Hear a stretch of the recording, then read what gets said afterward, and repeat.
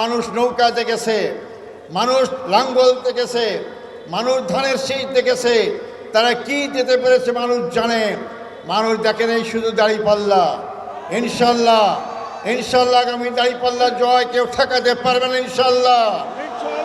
আজকে ৭১ বুলি দিয়ে মানুষকে ঘোরাতে পারবেন না। ঢাকা বিশ্ববিদ্যালয় জামাল সেটা প্রমাণ করেছে, রাজাকার তকমা দিয়ে কাউকে দমন করা যায় না। বাংলাদেশ জামাত ইসলামী এদেশের জনগণের দল, জনগণকে দুঃখে কষ্টে ফেলে বিদেশে পালিয়ে দিয়ে আরামে বসবাস করার দল নয়। জামাত ইসলামী কোন নেতা বিদেশে পালিয়ে যান নাই, আমাদের নেতাদেরকে গ্রেপ্তার করা হয়েছে। এরপর আমার দায়িত্ব আছে বাংলাদেশ জামাত ইসলামীর।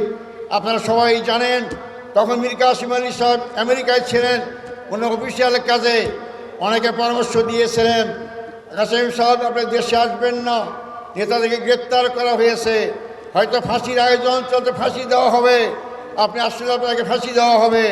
উনি বলছেন কেন? আমি অনেক ব্যায়াম করেছি, আমি বিসিআ ট্রাস্ট করেছি, হাজার হাজার বেকার যুবকদের চাকরি দিয়েছি, হাজার হাজার লোকেরা বিনা অল্প পয়সায় চিকিৎসার সুবিধা পাচ্ছে। এটাই যদি আমার অপরাধ হয়, আমি দেশে যাব, আজরাইল আমেরিকাও যেতে পারবে, বাংলাদেশেও থাকতে পারবে। উনি বীরের বেশে এসেছেন।